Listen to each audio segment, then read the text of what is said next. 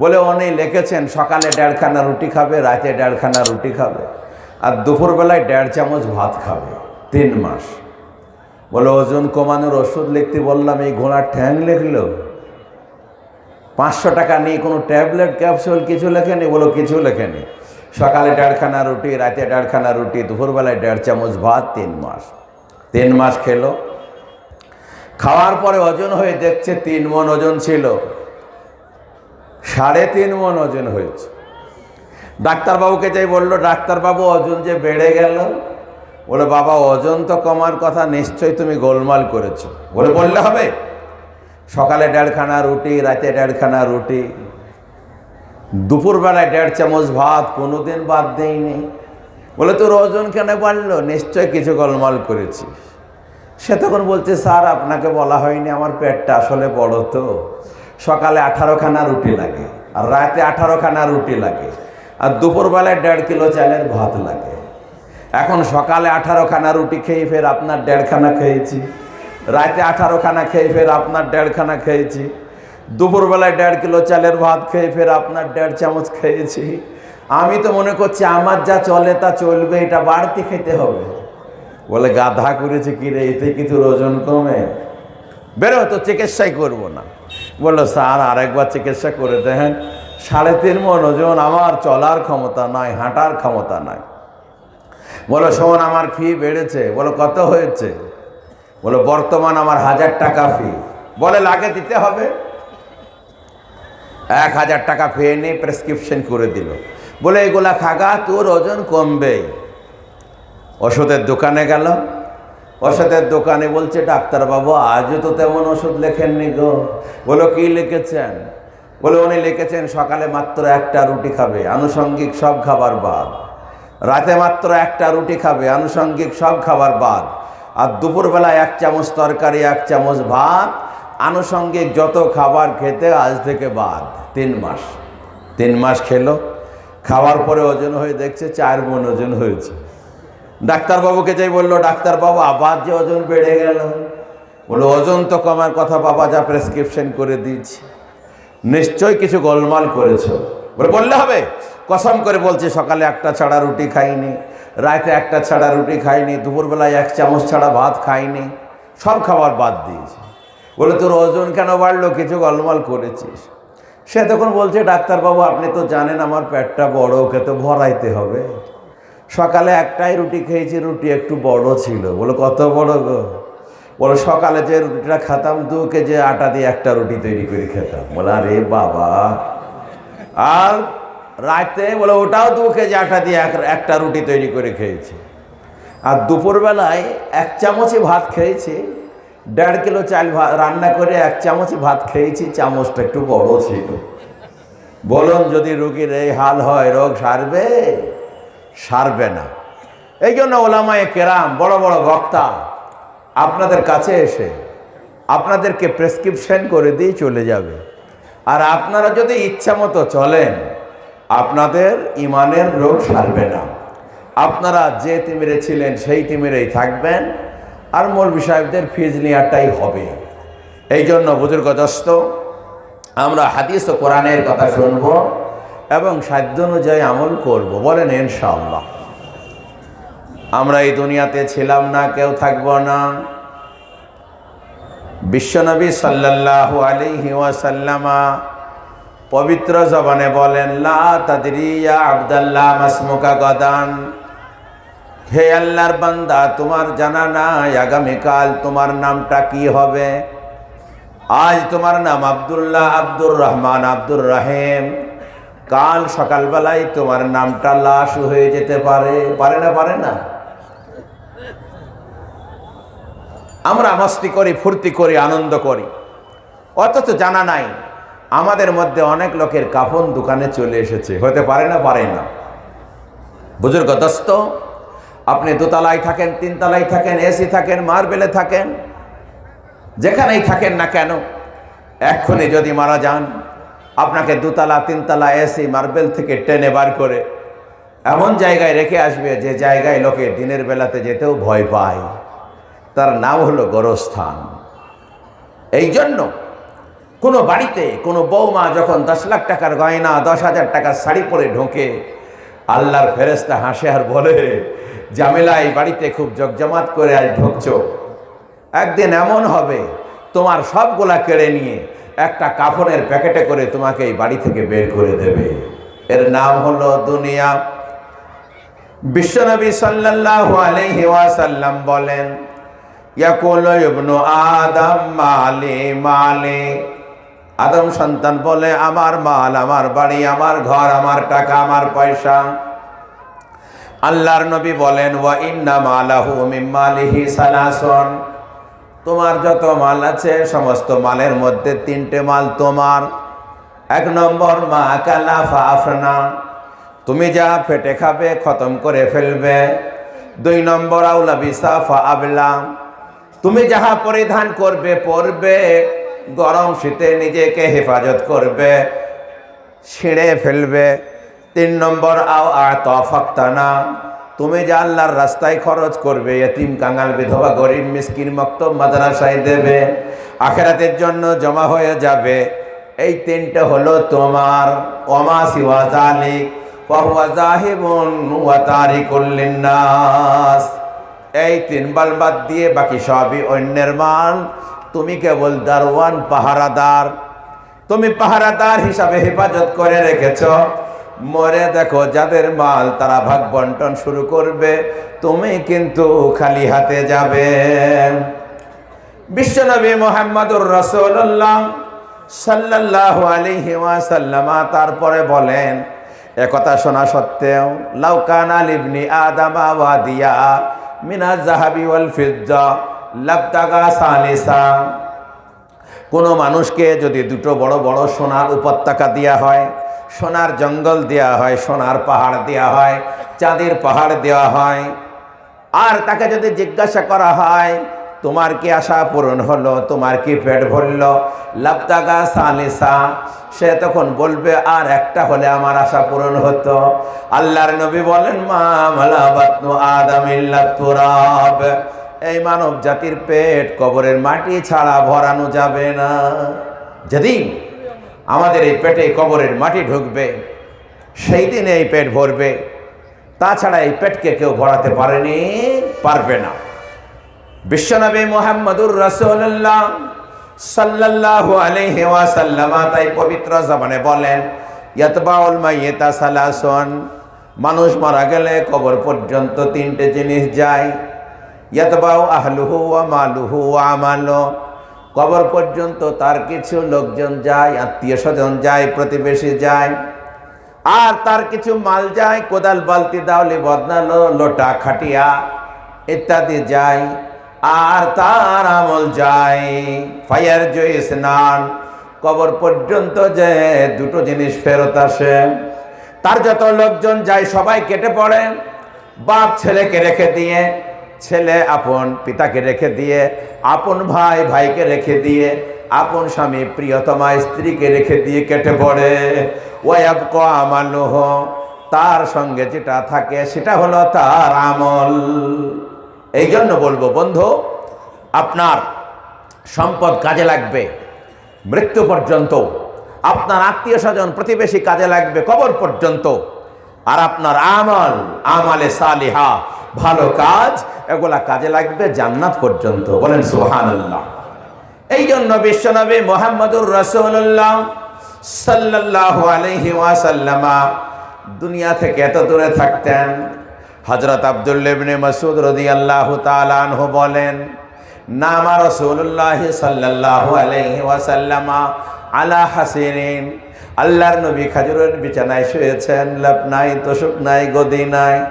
ফাকামা, আল্লাহর নবী যখন খেজুরের বিছানা ছেড়ে উঠলেন, ওয়াকাদ আসতারা ফি জাসাদি, আল্লাহর নবীর শরীরে খেজুরের বিছানার দাগ হয়ে গেল। সাহাবারা বললেন, লাউ আত্তাখাযনা লাকা ইয়া রাসূলুল্লাহ, ওগো আল্লাহর নবী, আপনার জন্য যদি একটা তোশক বানিয়ে দিই, গদি পেড়ে দিই, আপনি তাতে আরাম করবেন। আল্লাহর নবী বললেন, মালি ওয়ালি দুনিয়া, আমার এত দুনিয়ার সুখের কিসের প্রয়োজন বলো।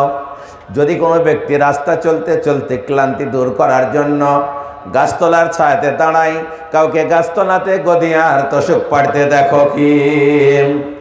সাহাবারা বললেন তা তো দেখি নাই।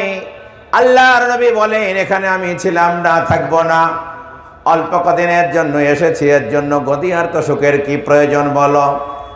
সাহাবারা বললেন ইয়া রাসূলুল্লাহ, ইয়া হাবিবাল্লাহ, পারস্যের লোক, রোমের লোক, তারা আল্লাহ বিল্লাহ করে না, তাদের বড় বড় বাড়ি, বড় বড় গাড়ি। আপনি দোয়া করুন আমরা যেন ধনী হয়ে যাই, আমরা যেন মালদার বেনে যাই, আর আপনি যেন ধনী হয়ে যান। আল্লাহর নবী কোনোদিন ধনী হওয়ার দোয়া করতেন না, বরং আল্লাহর নবী দোয়া করতেন আল্লাহুম্মা হিনি মিসকিনা ওয়া আমিতনি মিসকিনা ওয়াহশুরনি ফি জুমরাতিল মাসাকিন। আল্লাহর নবী দোয়া করছেন, ওগো আল্লাহ, যে কদিন আমাকে বাঁচাবে গরিব অবস্থায় বাঁচিয়ে রেখো, যখন মরণ দেবে গরিব অবস্থায় মরণ দিও, কিয়ামতের মাঠে যেন গরিবদের দলে তুলো। বলেন সুবহানাল্লাহ। এ দোয়া করতে পারবেন? যদি ভুলে একবার বলেন আল্লাহ গরিব করো, পরে বলবেন আল্লাহ ভুলে বলেছি, ওটা যেন ধৈর্য না, কেন আমরা কেউ গরিব হতে চাই না। হযরত আয়েশা বললেন লিমাজা ইয়া রাসূলুল্লাহ, ওগো আল্লাহর নবী আপনি এত খতরনাক দোয়া করেন কেন? আল্লাহর নবী বললেন আয়েশা রে, জানো না গরিব মিসকিনরা ধনীদের 500 বছর আগে জান্নাতে যাবে। আল্লাহর নবী মুহাম্মদুর রাসূলুল্লাহ সাল্লাল্লাহু আলাইহি ওয়াসাল্লাম বেনামে আল্লাহর নবী মুহাম্মদুর রাসূলুল্লাহ সাল্লাল্লাহু আলাইহি ওয়াসাল্লাম তাই পবিত্র জবানে বললেন আর দুনিয়া দারুন মাল্লা দারালা, দুনিয়া তার বাড়ি, আখিরাতে যার বাড়ি নাই। ওয়ালা হু মালুন মাল্লা মালালা, দুনিয়া তার মাল, আখিরাতে যার মাল নাই। ওয়ালা হু ইয়াজমাউ মাল্লা ইয়াকলালা, দুনিয়া দুনিয়া সেই করে আসলে যার আকেল নাই। তুমি দুনিয়ার নিয়ে যেতে পারবে না। আল্লাহ তাআলা কোরআনে বলেন কামা বাদানা আওয়ালা খালকিন নুঈদু ওয়াদান আলাইনা ইন্না কুন্না ফাইলিন।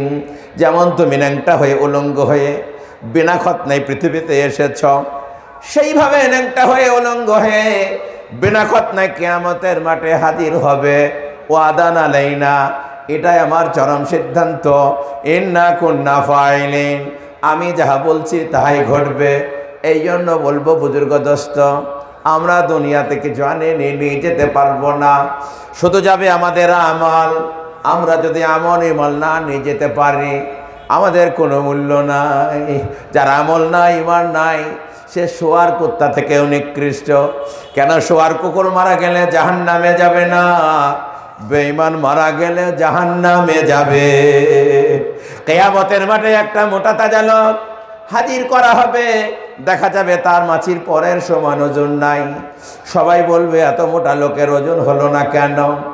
আল্লাহ বলবেন ফালা নুকিমু লাহুম ইয়াওমাল কিয়ামাতি ওয়াজনা, যাদের ঈমান নাই, আমল নাই, কিয়ামতের মাঠে তাদের কোনো ওয়েট হবে না। এই জন্য বুজুর্গ দোস্ত, হাদিস ও কোরআনের কথা শ্রবণ করব, শুনব, ঈমান আমল শুধরানোর চেষ্টা করব, শিরক বেদাত কুফরি থেকে বাঁচার চেষ্টা করব। আমি পবিত্র কোরআনের যে আয়াত পড়েছি তার একটু তাফসীর করে দেব। আজকে মেয়েদের মাদ্রাসা জালসা, এই জন্য মাদের সম্বন্ধে কিছু আমি বক্তব্য রাখব। বুজুর্গ দোস্ত প্রাণ ভরে শুনবেন। আপনার বাড়িতে, আমার বাড়িতে, সকলের বাড়িতে মহিলা আছে। মহিলারা যদি ঠিক হয়ে যায়, মেয়েরা যদি ঠিক হয়ে যায়, দুনিয়া সব ঠিক হয়ে যাবে। বুজুর্গ দোস্ত ছেলেরা ভালোভাবে মানুষ হবে। তাই মাদের কথা আলোচনা করতে চাই। বুজুর্গ দোস্ত, এই জন্য একজন 1000 দিয়েছে, একজন 200 দিয়েছে, আল্লাহ কবুল করো। মাদের সম্বন্ধে কিছু আলোচনা করতে চাই।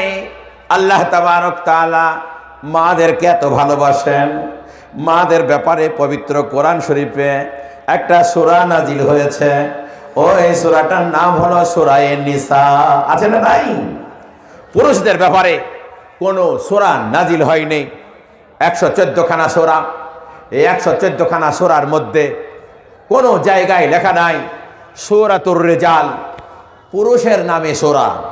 কিন্তু আল্লাহ তাবারক তাআলা মহিলাদের এত ভালোবাসেন, মহিলাদের নামে একজন আল্লাহ তাবারক তাআলার বান্দা 1,500 টাকা দিল, আল্লাহ কবুল করুন, আল্লাহুম্মা আমিন। মহিলাদের নামে একটা সূরা নাজিল হয়েছে, সূরাটা আবার ছোটখাটো নয়, 1.5 পারা, বলেন সুবহানাল্লাহ, 1.5 পারা লম্বা সূরা। তারে বিশ্ব নবী সাল্লাল্লাহু আলাইহি সাল্লাম যেমন মেয়েদের প্যার করতেন, ভালোবাসতেন, আল্লাহ মেয়েদের বিরাট ভালোবাসেন, এই জন্য তাদের নামে সূরা নাজিল করে দিয়েছেন। আমি তাদের সম্পর্কে ওই সূরা নিসা থেকে মেয়েদের নামে যে সূরা নাজিল হয়েছে তাই থেকে কিছু আয়াত পাঠ করেছে, তাফসীর করে শুনিয়ে দেব। লাভ কি হবে? পবিত্র কোরআনের তাফসীর শুনবেন, অক্ষরে অক্ষরে 10 করে নাকি আপনার আমলনামায় লেখা হবে। বলি আলহামদুলিল্লাহ। আল্লাহ তাবারক তাআলা নবী সাল্লাল্লাহু আলাইহি সাল্লাম পবিত্র জবানে বলেন, মান করা আল কোরআন হারফান ফালাহু বিহাসানাতিন ওয়াল হাসানাতু বিআশারাতি আমসালিহা। যে ব্যক্তি পবিত্র কোরআনের একটি অক্ষর পড়বে কম করে 10 নেকি তার আমলনামায় লেখা হবে। বলি সুবহানাল্লাহ। আল্লাহর নবী সাল্লাল্লাহু আলাইহি সাল্লাম বলছেন, লা কুলু আলিফ লাম মিম হারফান, আমি বলছি না আলিফ লাম মিম তিনটি মিলে একটি হরফ, বরং বাল আলিফুন হারফন ওয়া লামুন হারফন ওয়া মিমুন হারফন, বরং আলিফ একটা হরফ, লাম একটা হরফ, মিম একটা হরফ। বলেন সুবহানাল্লাহ। এই জন্য আলিফ লাম মিম বললে 3 10 30 নাকি আপনার আমল নামায় লেখা হয়ে যাবে। বলে সুবহানাল্লাহ। অনেকে বলে মানে বুঝে পড়তে হবে তবে নাকি হয়ে যাবে, কিন্তু এটা সম্পূর্ণ ভুল রে বাবা। মানে বুঝে পড়লে তো ভালো কথা, মানে বুঝেন আর না বুঝেন, পড়লেই নাকি শুনলেই নাকি। কেন আলিফ লাম মিম এর মানে তো কারো জানা নাই, এই শব্দের মানে কারো জানা নাই। আল্লাহর নবী কাউকে বলেননি, আল্লাহ বলে দেননি। এই জন্য যারাই তাফসীর করে তারাই বলে তাফসীরে জালালাইন আর অন্যান্য তাফসীর ইবনে কাসির সব জায়গায় লেখা আছে আল্লাহু আ'লামু বিমুরাদিহি, আল্লাহই ভালো জানে এর মানে। অথচ আল্লাহর নবী বলছেন আলিফ লাম মিম বললে 3 10 30 নাকি তোমার হয়ে গেল। তার তো আমরা মানে জানিনি, তা পড়লে যখন নাকি হয়ে যায়, যারাই কোরআন পড়বে মানে জানুক আর না জানুক পড়লেই নাকি হয়ে যায়। বলে সুবহানাল্লাহ। পড়লেই সে নাকি পেয়ে যায়। বুজুর্গ দোস্ত, এই পবিত্র কোরআন এসেছে আমাদের মুক্তির আর নাজাতের জন্য, সম্মান বৃদ্ধির জন্য। আল্লাহর নবীর সাহাবী, বিখ্যাত সাহাবী আমিরুল মুমিনিন, নাম তার ওমর ইবনুল খাত্তাব রাদিয়াল্লাহু তাআলা আনহু, একদিন কারো পিছনে মাগরিবের নামাজ পড়লেন। নামাজটা এত মধুর লাগলো, এত মিষ্টি লাগলো। নামাজ শেষে বললেন, কে নামাজ পড়ালো গো? বলে আব্দুল্লাহ ইবনে আফজা। বলে আব্দুল্লাহ ইবনে আফজাটা কে? বললো আমাদের একটা গোলামের ছেলে। হযরত ওমর বললেন, গোলামের ছেলে নামাজ পড়ালো আর আমার জান ঠান্ডা করে দিল, আমার জান শীতল করে দিল। বিশ্বনবী ঠিকই বলেছেন, ইন্নাল্লাহা ইয়ারফাউদ দারাজাত বিহাযাল কিতাবি আকওয়ামা ওয়া ইয়াদাউ বিআখারিন। এই পবিত্র কোরআন শরীফ অনেক নিচু মানুষকে উচ্চ মর্যাদায় আসীন করে দেয়। ওয়া ইয়াদাউ বিআখারিন, আর অনেক উঁচু মানুষ কোরআন বেহরমতি করার কারণে, কোরআনকে অমান্য করার কারণে আল্লাহ তাদেরকে নিচে নামিয়ে দেয়। কোরআন মানুষের মর্যাদা বাড়ায়, আবার কোরআন মানুষের মর্যাদা কমায়। যারা কোরআনের ওপর আমল করে, কোরআন তিলাওয়াত করে, কোরআনের চর্চা করে, কোরআনের তাফসীর করে, তাদের মর্যাদা বাড়ায় কে? আল্লাহ। আর বুজুর্গ দোস্ত, যারা কোরআনকে অবমাননা করে, বেইজ্জতি করতে যায়, তারাই পচে যায়। তাসলিমা নাসরিন, সালমান রুশদি কোরআনের বিরোধিতা করতে গেল, এরা সব নামি দামি লোক ছিল। কোরআন অপমান করার জন্য পচে গু পচা হয়ে গেল। ঠিক না বেটি বলুন? এই জন্য বিশ্বনবী বলেছেন, ইন্নাল্লাহা ইয়ারফাউদ দারাজাত বিহাযাল কিতাবি আকওয়ামা। এই পবিত্র কোরআন অনেক নিচু মানুষকে উচ্চ মর্যাদায় তুলিয়ে দেয়।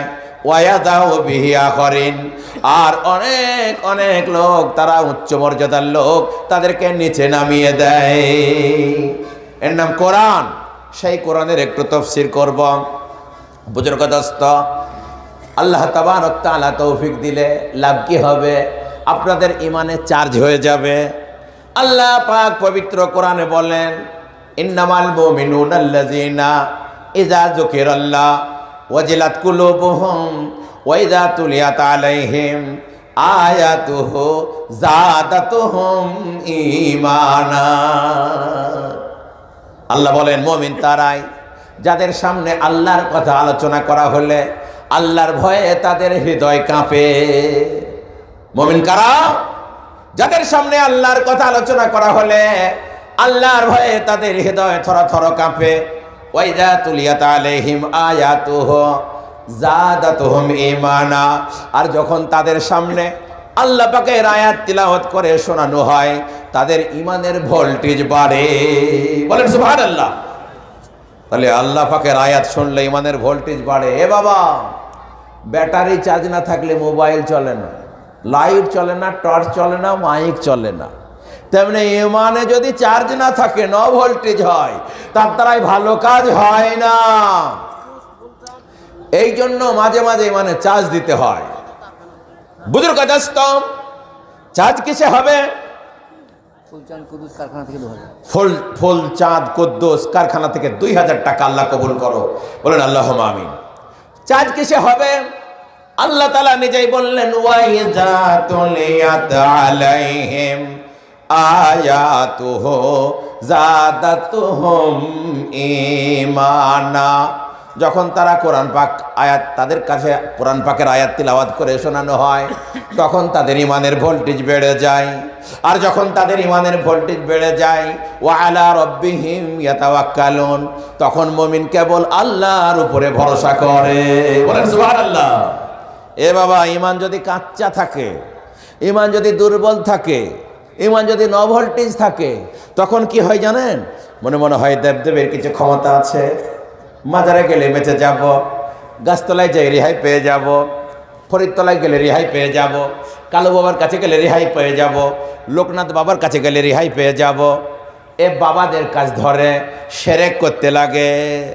ভালো করে শুনবেন, ঈমান যখন পাক্কা হয়ে যাবে, পূর্ণাঙ্গ হয়ে যাবে, তখন আল্লাহ বলেন ওয়া আলা রাব্বিহিম ইয়াতাওয়াক্কালুন, তখন মুমিন কেবল আল্লাহর উপরে ভরসা করবে।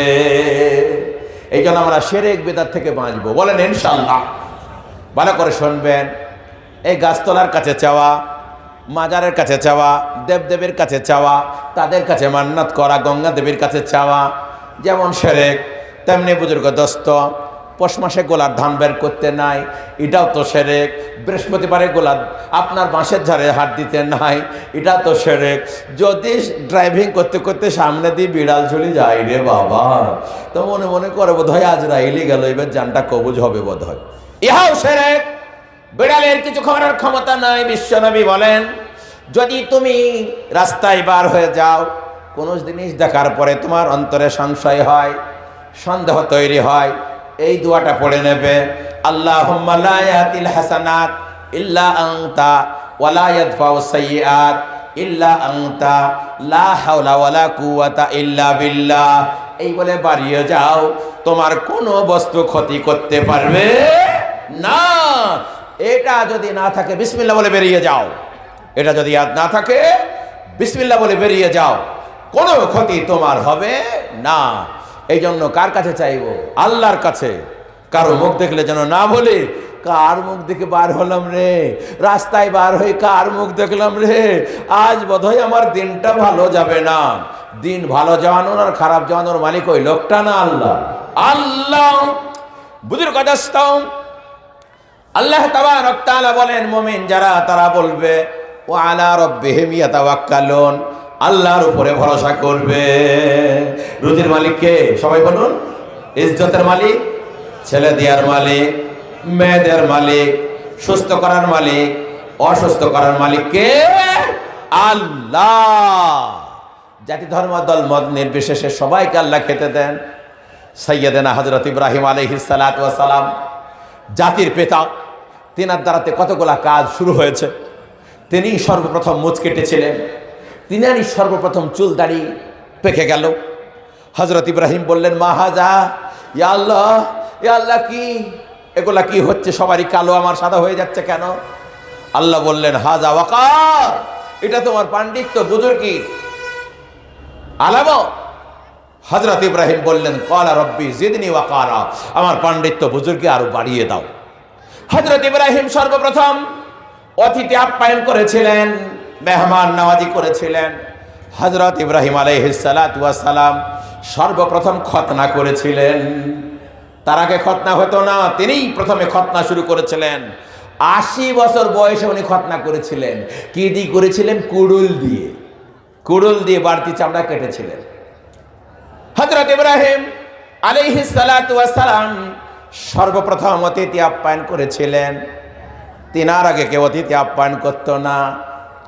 অতিথি ছাড়া, মেহমান ছাড়া খেতেন না।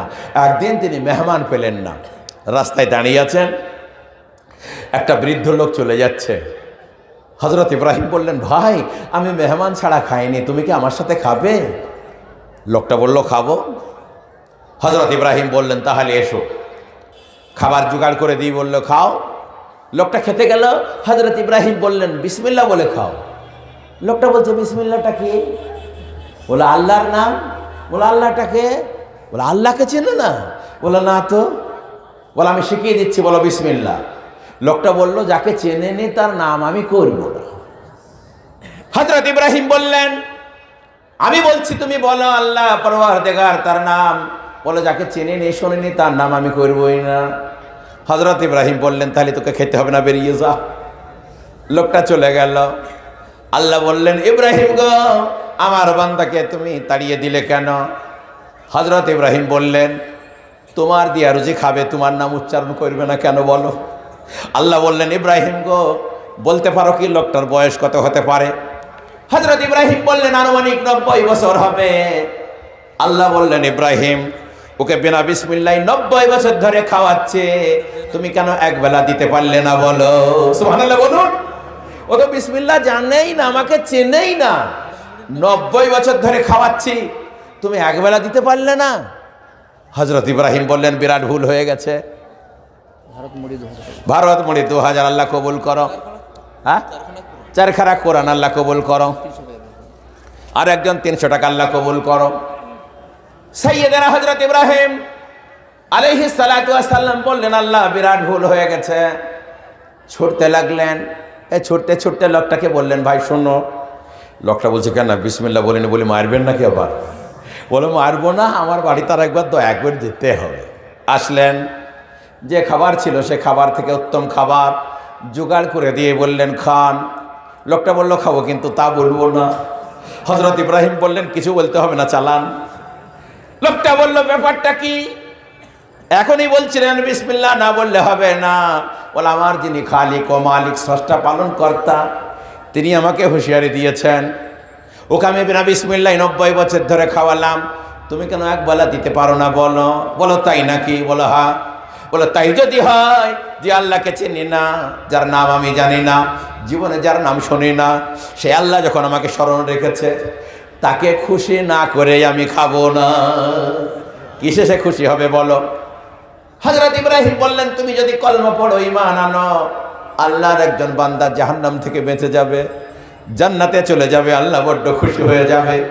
লোকটা তখন বলছে, লা ইলাহা ইল্লাল্লাহ ইব্রাহিম খলিলুল্লাহ। বলেন সুবহানাল্লাহ। এই সূরা হুদের তাফসীরে কথা লেখা আছে। বুজুর্গ দোস্ত, এই জন্য বলবো, রুজির মালিক হলো আল্লাহ। জাতি, ধর্ম, দল, মত নির্বিশেষে যাদেরকে আল্লাহ সৃষ্টি করেছেন তাদেরকে খেতে দেন কে? সবাই বলুন, আল্লাহ। আল্লাহ যদি না দেন, সারা পৃথিবীর কেউ দিতে পারবে না। আর আল্লাহ যদি দেন, সারা পৃথিবীর কেউ ঠেকাতেও পারবে না। রুজি দেন কে? আল্লাহ।